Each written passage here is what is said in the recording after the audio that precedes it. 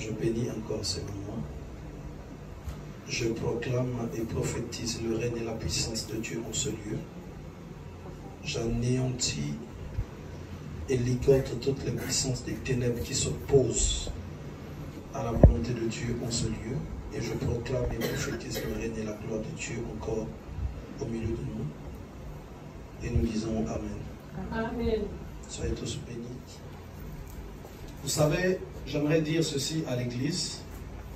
Souvent, les enfants de Dieu ne sont pas dans la foi, mais ils sont souvent dans la folie.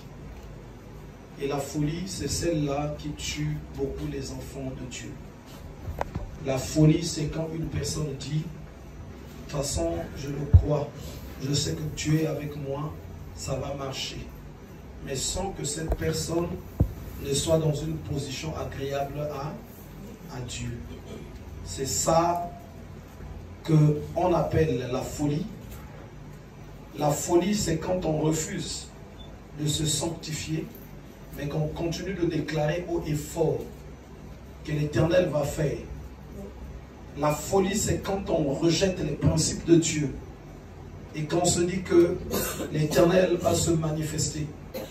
Et cette folie qui est enseignée de plus en plus, là on dit les gens, mais c'est pas grave.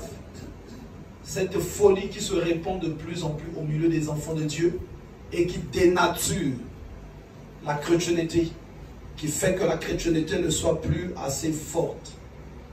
La folie, c'est quand la personne refuse de regarder ce que Dieu lui dit. Quand la personne est dans son ego. Quand au lieu de considérer Dieu, mais il considère ses propres intérêts. C'est là qu'on va parler de la folie. Au lieu de considérer Dieu. Et généralement, dans ce qu'on dit, que Dieu va faire et que les enfants de Dieu ne voient pas Dieu à l'œuvre parce qu'à la base, en fait, Dieu n'y est pas. La folie encore, c'est quand la personne est dans un mode où elle est en fait loin de l'évangile. De dire qu'il est écrit comme ceci. Mais quand elle ne prend pas la résolution de personnaliser maintenant l'évangile. Qu'il est écrit ceci pour moi. Il est écrit ceci pour moi. Il est écrit. Vous voyez la différence? Tu peux lire la parole de Dieu. Or, les gens ne comprennent pas que être chrétien, c'est automatiquement personnaliser les Écritures. Ça veut dire quoi? Ce n'est plus que quand on dit repentez-vous, mais ça devient Dieu me demande de me repentir. Vous voyez ce que je veux dire?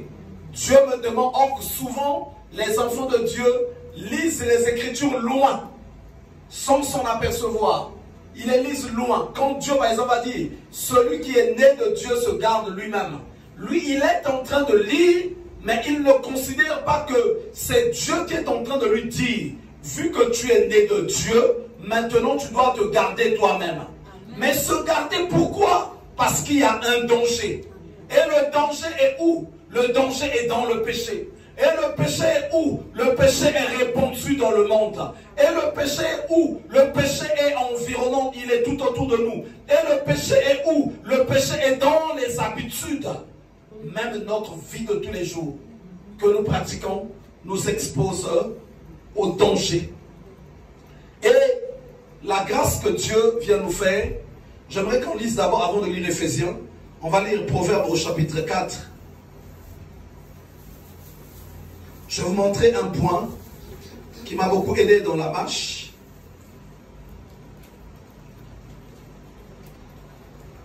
C'est là où vous allez voir la force, l'impact de la parole de Dieu. Ça, moi, c'est des versets que j'ai connus deux fois. Ça fait il y a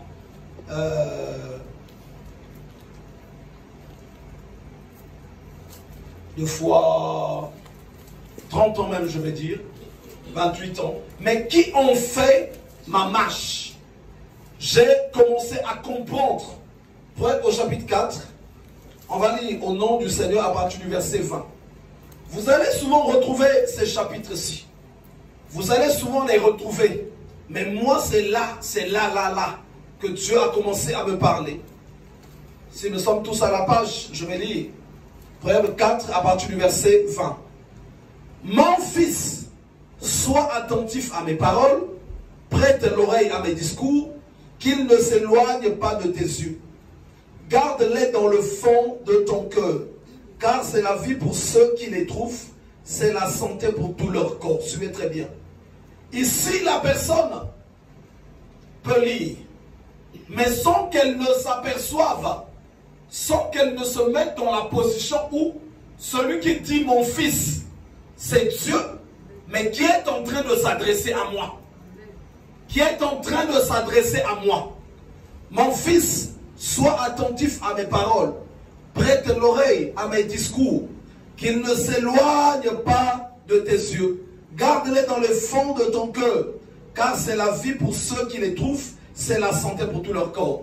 Moi, dès le début, quand je suis tombé dans ces passages, quand j'ai écouté les enseignements, j'ai compris que quand tu as trouvé la parole de Dieu, ça devient la santé pour ta vie, ça devient ta force, ça devient un mystère, et c'est Dieu qui te parle au travers de toi. Jésus vient en ne disant plus que ainsi parle l'Éternel, mais il vient en disant en vérité, ça veut dire que nous on rentre, on est maintenant impliqué. Jésus ne parlait pas, on parlant loin, mais il vient rapprocher l'être humain, il vient le concerner, puisqu'il vient dans quel temps? Le temps de la réconciliation. Or, une personne avec qui tu es réconcilié, tu ne peux pas vivre loin de lui. Si vous êtes réconcilié avec Dieu, vous ne pouvez plus vivre loin. Ça veut dire que Dieu te parle directement, mais il te parle nous. Moi, j'aime bien cette génération qui est en train de plus en plus de tomber dans la sorcellerie de « Oh, voilà, le Saint-Esprit venait de me dire comme ceci, le machin. » Il n'y a que l'Esprit de Dieu qui lui parle. Mais la parole de Dieu ne lui parle pas. C'est de la sorcellerie. Amen. Et ça devient très fort auprès des enfants de Dieu. Ah oui, le Saint-Esprit ne m'a pas encore convaincu de pardonner. Le Saint-Esprit ne m'a pas encore fait ceci. Le Saint-Esprit, il faut qu'il me parle. Il y a des choses que le Saint-Esprit ne peut pas dire. Pour aller te laver, ce n'est pas une affaire du Saint-Esprit. Pour aller faire la cuisine, ce n'est pas une affaire du Saint-Esprit. Pour pratiquer certaines choses, c'est pas... Mais dis aussi, non mais le Saint-Esprit ne m'a pas encore demandé de me réveiller. Donc je préfère continuer de dormir. Il y a des choses qui sont là, qu'il faut faire. Et là où Dieu nous attend, c'est que nous nous approchons. Nous devons comprendre que si on est réconcilié avec Dieu, ça veut dire que Dieu maintenant va nous parler. Chaque personne qui lit les Écritures, qui ne se sont pas concernés, comme si on n'est pas en train de lui parler, ça veut dire qu'il n'est pas encore réconcilié avec Dieu. Amen. Ça veut dire qu'il n'est pas encore réconcilié avec Dieu. Il y a des choses qui te séparent de Dieu. Il y a des choses qui t'éloignent de Dieu. Quand tu es réconcilié avec Dieu, en lisant les Écritures, directement c'est toi. Directement c'est à toi que le Père est en train de parler. Et la réconciliation qui est un mystère, mais tu le vois maintenant à l'œuvre au travers de votre dialogue avec Dieu. Amen. Au travers de ce dialogue. Et Dieu, ça sera que chaque fois que tu ouvres la Bible, la bouche de Dieu s'ouvre. Et Dieu commence à te parler. Voilà pourquoi une personne peut écouter un message, le culte est fini, il est sorti, il n'est pas concerné, parce que quelque part, la bouche de Dieu ne s'est pas ouverte, parce que quelque part, Dieu ne lui a pas parlé, parce que quelque part, il n'y a pas la réconciliation. Et en vérité, quand on est sincère, on peut savoir si on est réconcilié avec Dieu, si on est réconcilié avec Dieu, parce que Dieu étant tout puissant, t'ayant parlé, automatiquement tu dois changer. Amen. Tu dois changer. J'ai appris beaucoup, j'ai beaucoup regardé, observé toutes ces personnes-là. Oh, merci Saint-Esprit. Oh, merci, comme ça. Quand tu les vois, c'est des grands pécheurs, des grandes personnes éloignées de Dieu, des grands sorciers, des grands satanistes. Et ils essaient de prendre ce nom-là pour essayer d'impressionner.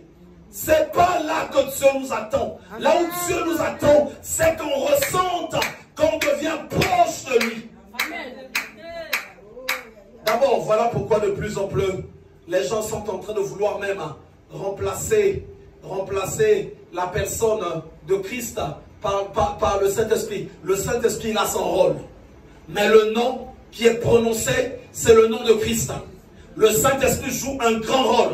Même dans le livre d'Apocalypse, quand on va nous montrer à qui on doit rendre gloire, louange, honneur, on nous montre que c'est à Christ et c'est à Dieu le Père. Mais on ne cite pas le Saint-Esprit là, parce que le Saint-Esprit joue un autre rôle. Mais le nom dans notre bouche qui opère, c'est le nom de Christ. Voilà pourquoi il nous est écrit ceci, qu'il n'y a aucun autre nom qui a été donné parmi les hommes, sinon que le nom de Jésus. Vous savez, quand je regardais cette génération, il y a quelque chose que je constate. Quand vous allez dans certains endroits, là où les gens vont peut-être parler de la prière, je prends un exemple, par exemple, sur le catholicisme. Ils ont tout là. Ils te mettent Marie, Jésus, Ange Gabriel, Ange Intel, Ange ceci, tout ça, plein de trucs qu'ils vont te mettre.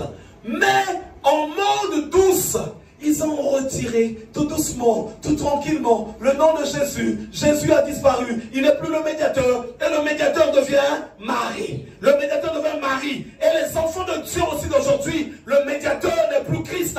Le médiateur devient le Saint-Esprit. Oh, cher Saint-Esprit. Oh, comme ceci. Nous t'aimons. Bonjour Saint-Esprit. Bon appétit Saint-Esprit. Donc, ils veulent en mode douce. Mais quand vous regardez la vie de ces personnes-là, leur vie ne bouge pas. Parce que déjà, il y a l'esprit de l'erreur qui est là. Il y a l'esprit de... Vous savez, beaucoup de personnes aujourd'hui ont peur, rejettent, mettent de côté le nom de Jésus parce qu'ils ont constaté que Jésus ne les sauve pas. Il faut essayer maintenant de trouver d'autres méthodes. Il faut peut-être prendre maintenant la couronne de Jésus. Tu entends les prières. Maintenant, je prends la couronne. Je la change en marteau. Je te frappe, démon, comme ceci. Parce que chez lui, le nom de Jésus ne marche pas. Il veut utiliser d'autres méthodes qui ne sont pas dans la Bible. Le nom de Jésus seul suffit pour mettre les démons à terre, pour renverser la sorcellerie. Le nom de Jésus seul suffit. Le nom de Jésus seul suffit. Et vous voyez, même des gens qui commencent à chasser les démons par le Saint-Esprit. Oh cher Saint-Esprit, je chasse le démon en ton nom. Ce n'est pas son rôle. C'est au nom de Jésus que tout genou fléchit. Les maladies fléchissent, les démons fléchissent, tout ça. Et c'est des faux rites. Dans ces rites-là, il y a souvent les puissances des cimetières, les puissances des eaux, les puissances de l'enfer qui travaillent là où on s'arrange d'écarter le nom de Jésus. On l'écarte doucement, doucement. On commence à faire entrer d'autres choses. Pierre n'a pas dit, maintenant, nous n'avons ni or ni argent à te donner. Mais au nom, ils n'ont pas dit, au nom du Saint-Esprit, lève-toi et marche. Ils ont dit, au nom de Jésus, lève-toi et marche. Et la personne s'est levée. Elle a commencé de marcher. Elle a commencé de marcher. Et aujourd'hui, le peuple de Dieu est en train de se perdre de plus en plus. Parce qu'elle n'a pas compris que les choses se jouent dans la réconciliation. Dans la réconciliation avec Dieu. Celui qui n'est pas réconcilié doit le sentir. Mais tu n'es pas réconcilié avec quelqu'un. La porte est fermée. La porte est fermée. La porte est fermée. Il ne te reçoit pas. Quand tu n'es pas réconcilié avec Dieu, tu auras beau ouvrir la Bible, tu le liras. Ça sera comme un livre que tu es juste en train de lire. Quand tu n'es pas réconcilié avec Dieu, on te fera la prédication, mais il n'y aura rien qui se fera.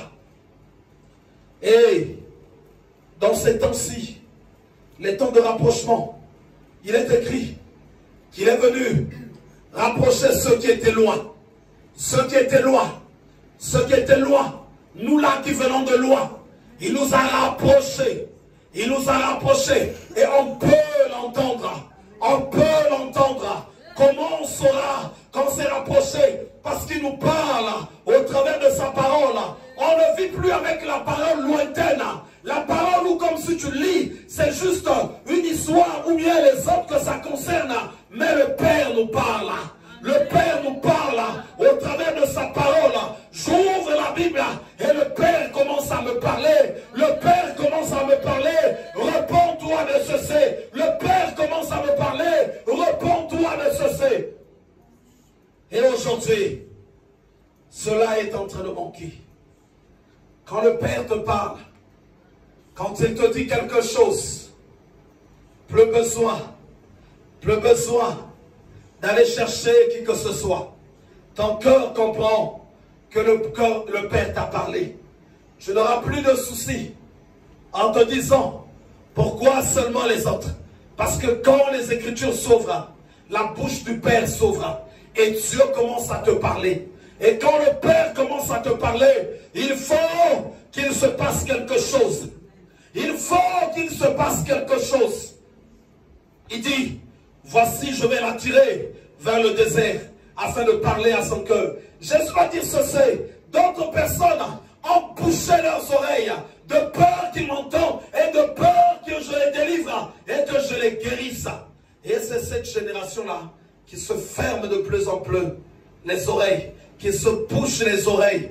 Ils ne comprennent pas que on n'est plus dans le temps de « Oh, ainsi parle l'Éternel », mais on est dans les temps où Jésus, par son sacrifice, il est venu nous rapprocher. Il est venu nous rapprocher. Dieu te parle et tu entends. Les Écritures n'est plus pour quelqu'un, mais ça devient maintenant pour toi. Ça devient maintenant pour toi. Amen. Quand il a dit « Ne vole plus », c'est à toi qu'il est en train de dire. Quand il a dit « Quitte la débauche », c'est à toi qu'il est en train de parler. Quand il a dit « Quitte le mensonge », c'est à toi qu'il est en train de parler. Quand il te dit « Ne t'effraie point, ne tremble point », tu sais que c'est pour toi. Tu sais que c'est pour toi. Et la confiance commence à regagner ton cœur. La confiance commence à regagner ton cœur. La confiance commence à regagner ton esprit. Tu ne crains plus aucun mal, car l'Éternel est avec toi. Et que peut te faire un homme? Tu ne crains plus quelque chose, parce que cette parole devient pour toi. Mais si pendant que les Écritures sont ouvertes, que tu lises, tu sens que ça ne te concerne pas, il y a quelque chose sur la réconciliation. Il y a quelque chose. Vous savez, il y a des grands hommes de cette génération. S'ils te parlent, te disent quelque chose, même un courrier d'eux, un SMS d'eux, suffirait pour apaiser toutes tes inquiétudes. Un courrier, un SMS, un message WhatsApp d'un président de la République suffirait pour apaiser ton esprit, suffirait pour apaiser ton cœur. Celui qui viendra de l'homme le plus riche du monde ou de tous ceux qui font partie de cette galaxie-là, quand ça arrive chez toi, tu seras rassuré. Tu peux te dire que ce n'est qu'un livre. Non, c'est une lettre venant du Père. C'est le Père qui a écrit. Et quand on ouvre, ton cœur doit ressentir que le Père m'a parlé. Amen. Et si le Père a parlé, en sortant du lieu où on t'a prêché, ou en lisant les Écritures, tu sors de là, tu n'es plus la même personne. Tu n'es plus la même personne. Tu es changé. Tu es transformé. Tu ne peux plus demeurer tel que tu étais avant que le Père ne te parle. Si tu demeures la même personne, ça veut dire que ça ne va pas. Vous savez, il faut des fois se regarder. Depuis que j'ai donné ma vie à Dieu, depuis que je marche avec le Père, ça fait combien d'années et ça fait combien de temps que je l'obéis? Regarde ta marche. Regarde, c'est là que tu vas savoir.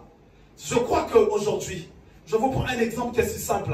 Quelqu'un au milieu de nous rencontre Macron, président de la République, rencontre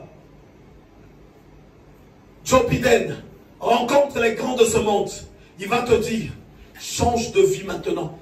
Change de vie, parce que je veux t'emmener loin. Change de vie maintenant. Je veux faire de toi maintenant une personne exceptionnelle. Je ne veux plus que tu t'habilles tel que tu t'habilles là. Je ne veux plus que tu aies ce genre de coiffure. Je ne veux plus que tu aies ce genre de langage. Je veux t'emmener loin. Je veux faire de toi un ambassadeur. Je veux faire de toi une personne élevée. En sortant de là, tu changes directement. Amen. Vrai ou pas vrai? Amen. Tu changes. Tu changes. Mais pourquoi deux fois? Ça fait 10 ans, 15 ans, tant d'années que tu es avec Dieu. Mais tu regardes dans ta marche. Si tu es sincère, tu constates que tu refuses de changer. Amen. Tu refuses de changer. Parce que Dieu en fait ne te parle pas. Et le problème, c'est pas de fois peut-être qui que ce soit. C'est toi qui n'es pas encore réconcilié avec Dieu. Ou tu refuses de te réconcilier. Tu refuses d'accepter ce que Dieu te dit. Et pendant que Dieu te parle, tu vas encore dire que tu as la foi. Que tu as la foi. Peu de personnes l'ont cette foi-là sur la terre. Parce que quand on marche avec Dieu, il y a trop de choses à abandonner.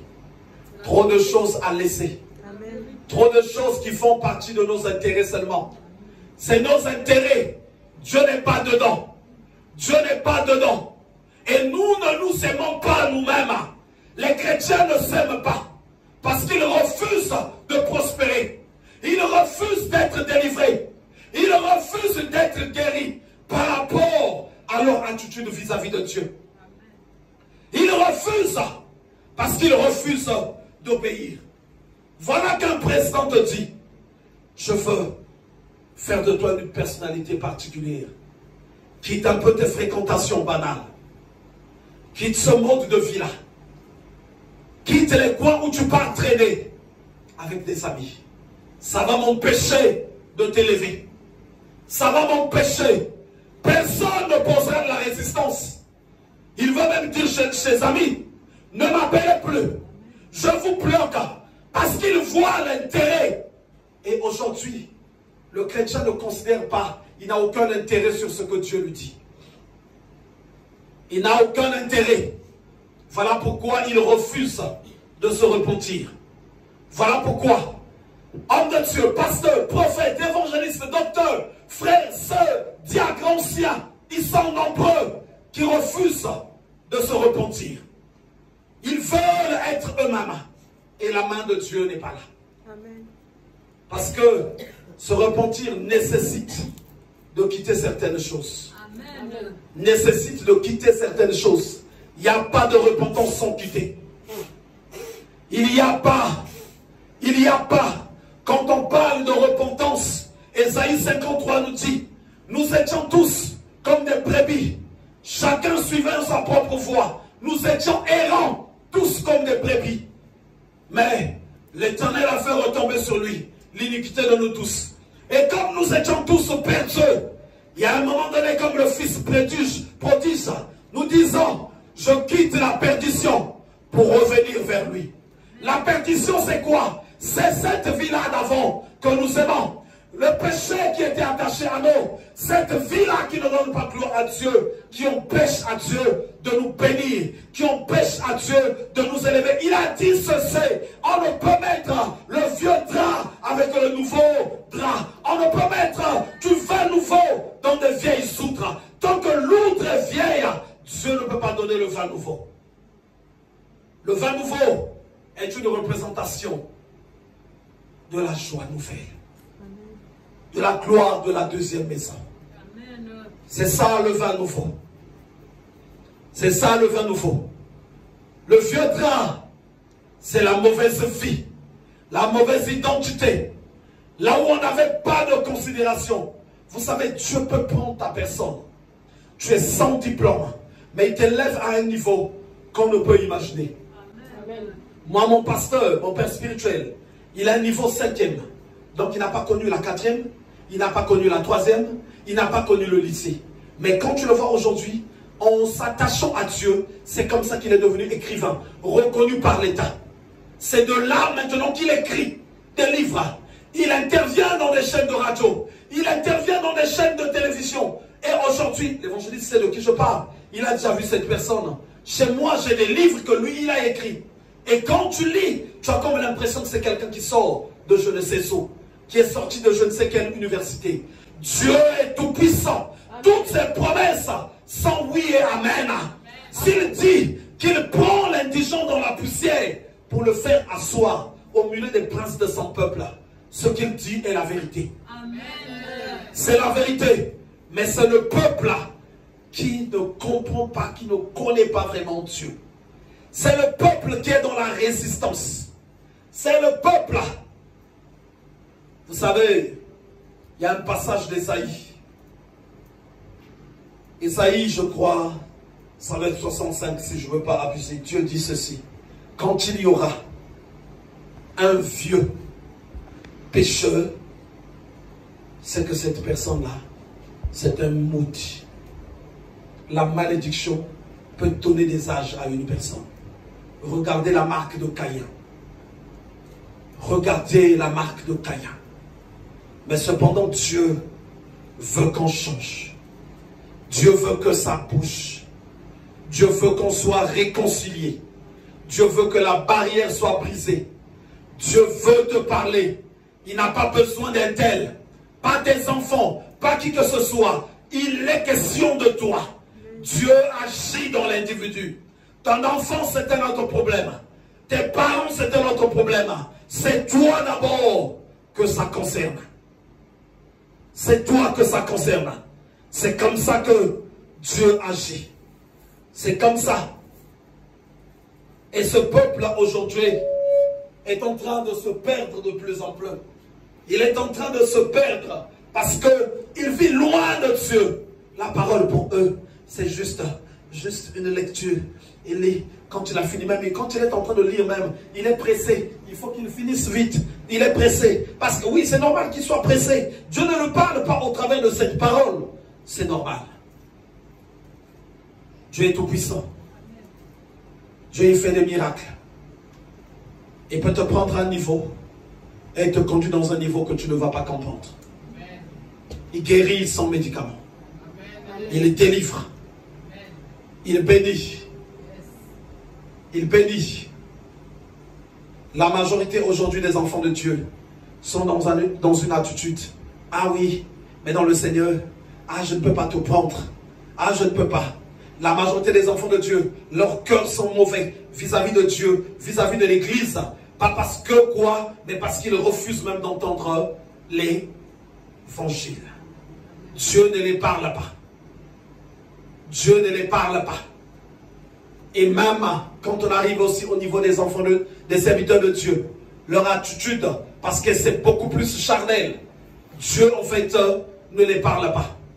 Ils sont juste en faisant la lecture que voilà, c'est fini. Il n'est pas proche de Dieu, il n'est pas réconcilié de Dieu. Mais ce que Dieu veut, c'est que nous soyons réconciliés de lui. Quand tu es réconcilié de Dieu, la parole de Dieu maintenant te concerne. Quand tu le lis, comment pouvez-vous comprendre qu'une personne qui est dans le péché, il lise ces machins-là, quand il est en train de lire, quand il a fini, il a pour lui terminer. Son cœur n'est pas contrit, il n'est pas malheureux, mais à la fin, il est au téléphone même avec ses amis.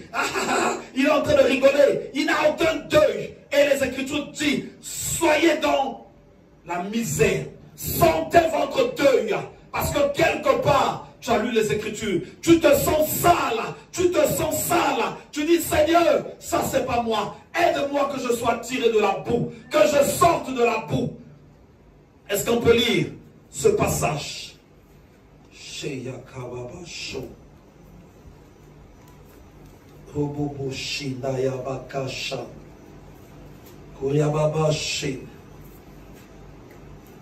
Shobaba kanda yabaka shinda rububu shiya kababa shi.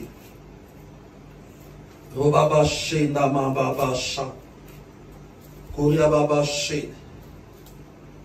Rubaka shinda rububu shi. Ribaka shanda rubukoya. Le livre de Jacques au chapitre 4.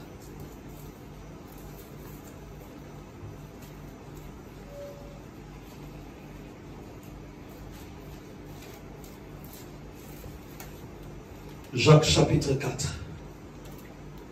à partir du verset 7. Je vais lire la parole de Dieu. Soumettez-vous donc à Dieu. Résistez au diable et il fuira loin de vous. Approchez-vous de Dieu et il s'approchera de vous. Nettoyez vos mains pécheurs. Purifiez vos cœurs, hommes irrésolus. Ce qui nous intéresse, c'est ce qui va maintenant venir. Sentez votre misère. Soyez dans le deuil et dans les larmes. Que votre rire se change en deuil et votre joie en tristesse. Humiliez-vous devant le Seigneur et il vous élèvera. Un cœur qui n'est pas contrit en entendant l'évangile. Une personne qui n'est pas concernée en lisant la parole de Dieu. Cette personne n'est pas réconciliée avec Dieu. Cette personne vit loin de Dieu. Cette personne vit loin de Dieu. Il n'est pas réconcilié. Quand il ouvre la Bible, il ne se sent pas concerné. Il est juste en train de lire. C'est une personne qui vit encore loin de Dieu.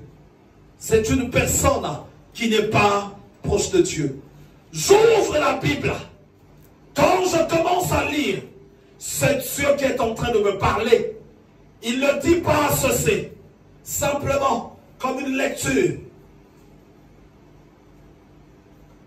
Que le pécheur abandonne ses voies. Non, Dieu est en train de dire, mon fils ou ma fille, c'est à toi que je parle. Change, abandonne les mauvaises voies. C'est à toi que je parle. Marche comme ceci. C'est à toi que je parle. Change d'habitude. Mais ce chrétien, donc pour lui, la lecture des Écritures est simplement une lecture. Et l'offre.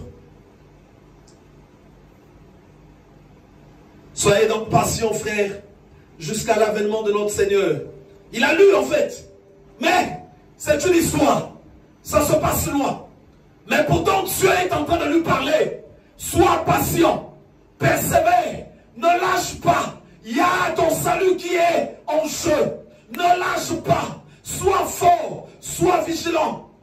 C'est à toi, vous savez. Il y a des situations de fois sur lesquelles les enfants de Dieu pleurent. Ils ne devaient pas pleurer. Parce que s'ils s'ouvraient les Écritures, Dieu serait en train de les parler. Amen. Non, je suis là avec toi. Ne t'effraie pas. Ne t'effraie pas. Ne. Mais, il y a des gens, quand ils ouvrent la Bible, ils le lisent bien. Pourquoi il n'est pas concerné? La réconciliation n'est pas réelle avec Dieu. La réconciliation, vous savez, les gens de foi ne réalisent pas trop la puissance de la parole de Dieu. Or, dans les temps anciens, quand le peuple était dans l'affliction, quand le peuple était dans la douleur, il y a quelque chose qu'il recherchait pour ramener la solution. C'est ce qu'on appelle l'Urim et le Tumim. Vous regardez ça dans les Écritures. L'Urim et le Tumim, c'est ça qu'on sortait. Et quand on le consultait, le peuple retrouvait la position où il devait être. Et l'Urim et le Tumim, c'est les Écritures. C'est les Écritures. Il y a des moments où Dieu doit parler à ton cœur en ouvrant les Écritures. En ouvrant les Écritures. Tu ouvres. Quand tu lis, te voilà qui te sent concerné. Te voilà maintenant qui commence à pleurer parce que Dieu est en train de te parler. C'est pas pour rien qu'on nous dit heureux celui qui médite la loi de l'Éternel nuit et jour. Il est comme un arbre planté près d'un courant d'eau. Pourquoi Dieu dit à Josué que ce livre de la loi ne s'éloigne pas de toi? Médite-le nuit et jour. Parce que quand je médite les Écritures, Dieu me parle. Quand je médite les Écritures, je ne suis pas au temps ancien. Là où on disait, ainsi parle l'Éternel, c'était loin. Les gens ne se rendent pas compte que l'ainsi parle de l'Éternel est quelque chose de loin. Mais Jésus est venu dire à Nicodème, en vérité, tu dois naître de nouveau. Ça veut dire que le rapprochement doit se faire avec Dieu. Amen. Voilà pourquoi Jésus a parlé chaque fois de en vérité, en vérité, en vérité, en vérité. Et le Seigneur, aujourd'hui, peut te poser la question. En vérité, qu'est-ce que tu comprends de ta vie par rapport aux Écritures? Qu'est-ce que tu dois changer? Qu'est-ce que Dieu t'a dit? En vérité, en vérité, en vérité, en vérité. Est-ce que tu vois les Écritures? Et ils te sont directement adressés. C'est le Père qui te parle. C'est pas celui qui est à ta gauche. C'est pas celui qui est à ta droite. En vérité, est-ce que tu vois bien? En vérité, qu'est-ce que tu comprends? Mais quand tu lis, tu es quelque part éloigné, ça ne te concerne pas. Tu as médité les Écritures. Et il y a des chrétiens qui vivent comme ça. 15 ans, 20 ans. Il y en a même qui te disent, lui, il a grandi dans l'église. Les chrétiens sorciers là. Souvent, c'est leur mot. Ils ont grandi dans l'église. Mais tu as grandi dans l'église comme Samuel. Tu devais être un grand prophète. Tu as grandi dans l'église. Tu es encore dans l'impudicité. Tu as grandi dans l'église. Ta vie ne change pas. Tu as grandi dans l'église. Rien ne bouge. Aucune âme, aucune vie n'est sauvée au travers de toi. Mais moi, voilà, ça fait des années que je suis dans l'église comme ceci. Ah oui, donc comme Samuel. Ok. Comme Samuel. Allez, bouge-nous cette génération. Bouge-nous cette génération. Ah, nous, c'est depuis l'enfance avec nos parents. On a grandi dans l'église. Moi, je n'ai pas grandi dans l'église. Moi, je n'ai pas grandi dans l'église. Toi qui as grandi dans l'église, viens, on va prier pour les malades. Viens, on va prier pour les malades. On va voir où est-ce qu'il y aura des délivrances. On va voir où est-ce qu'il y aura des guérisons. Puisque toi, tu as reçu, en fait, l'onction a débordé. Elle a même débordé. Elle a même débordé. Tu en as maintenant même à donner même aux gens, aux passants, dans les métros, dans les RER.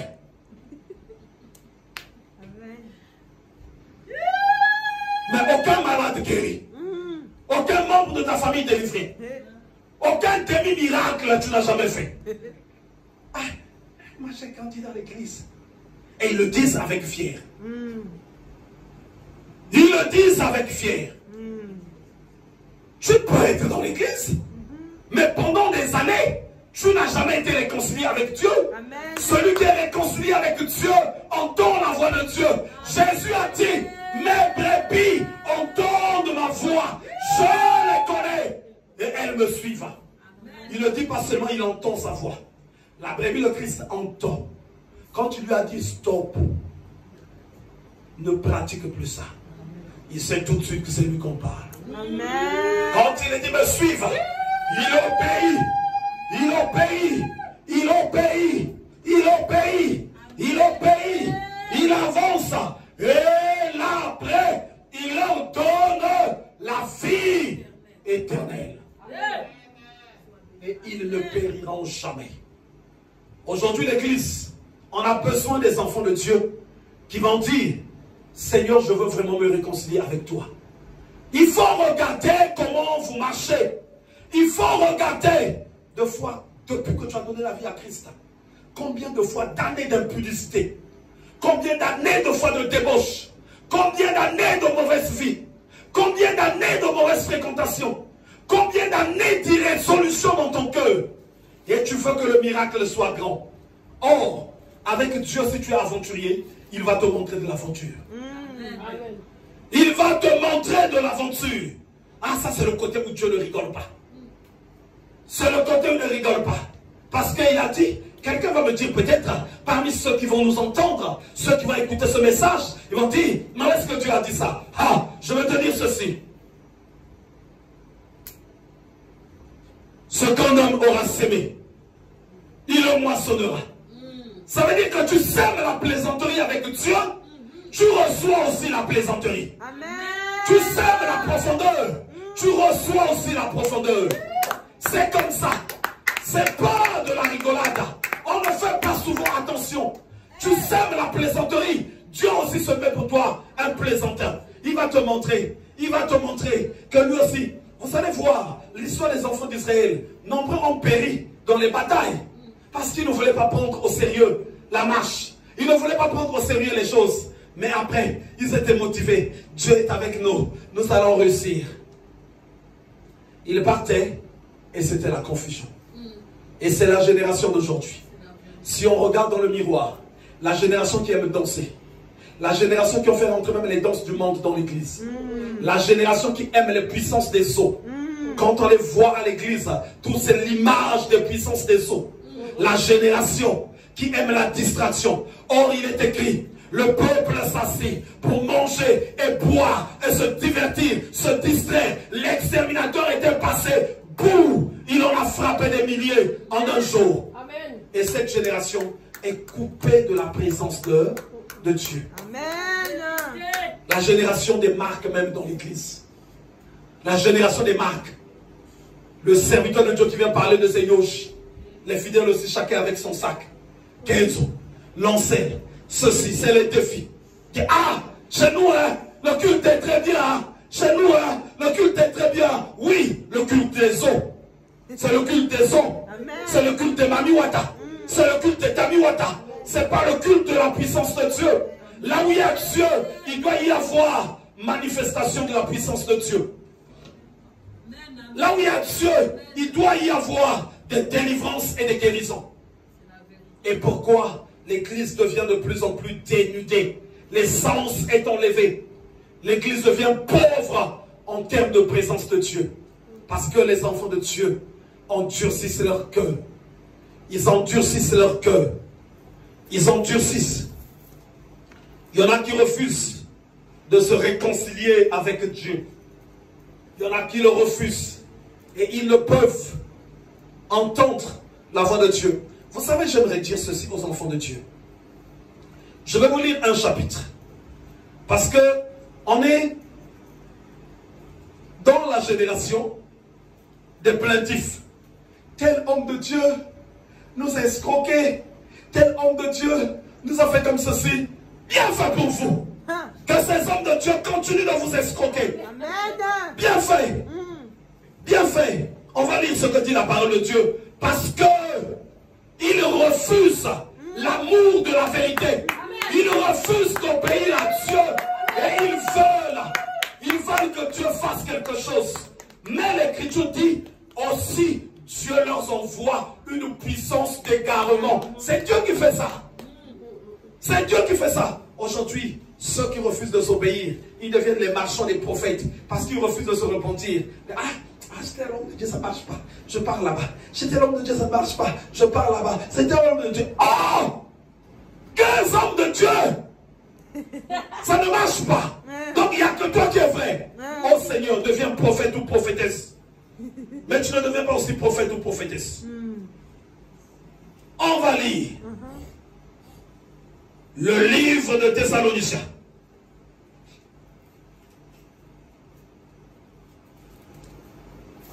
Aujourd'hui, on va prier.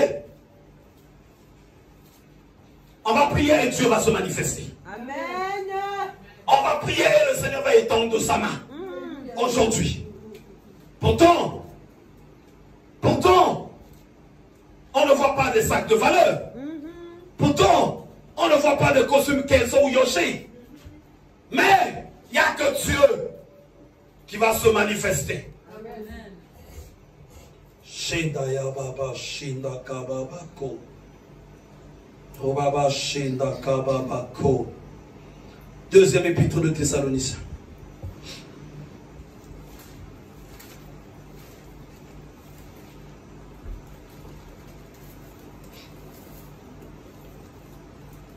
Vous allez voir et vous allez comprendre. Si aujourd'hui ton cœur est réconcilié avec Dieu, tu comprendras ce que je suis en train de dire. 2 Thessaloniciens au chapitre 2. Je vais commencer seulement au verset 5, mais j'aimerais que chez toi que tu lises depuis le verset 1 à la maison. Ne vous souvenez-vous pas que je vous disais ces choses lorsque j'étais encore chez vous? Et maintenant, vous savez ce qui le retient afin qu'il ne paraisse qu'en son temps. Car le mystère de l'iniquité agit déjà. Il faut seulement que celui qui le retient encore ait disparu. Et alors paraîtra l'impie, que le Seigneur Jésus détruira par le souffle de sa bouche. et qu'il écrasera par l'éclat de son avènement. L'apparition de cet impie se fera par la puissance de Satan, avec toutes sortes de miracles, de signes et de prodiges mensongers, et avec toutes les séductions de l'iniquité pour ceux qui périssent parce qu'ils n'ont pas reçu l'amour de la vérité pour être sauvés. Donc ces personnes-là, ils ne veulent pas recevoir l'amour de la vérité. Oh ben, mais ça ne s'arrête pas là. On va voir le verset qui vient après. On va voir qu'est-ce qui se passe. Le verset 11. Aussi, Dieu leur envoie-t-il une puissance d'égarement pour qu'ils croient au mensonge.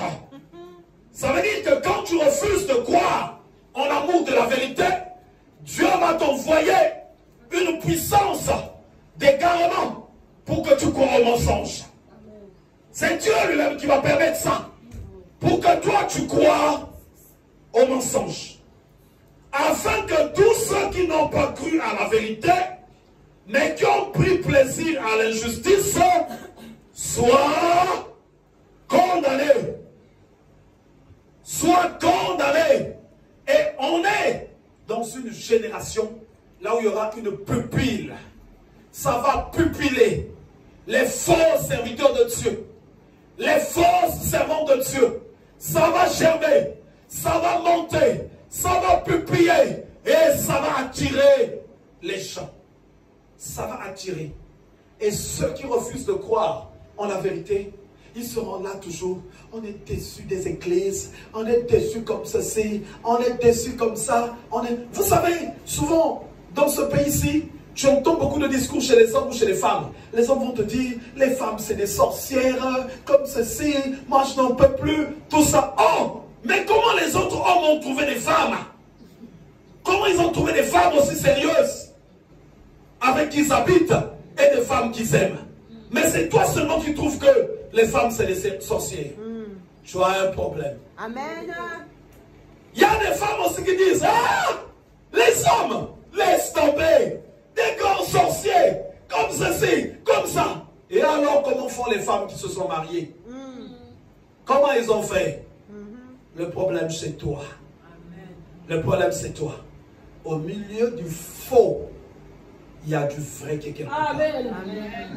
La piraterie n'existera jamais sans qu'il y ait auparavant de l'original. Il n'y a pas de piraterie sans qu'il y ait de l'original.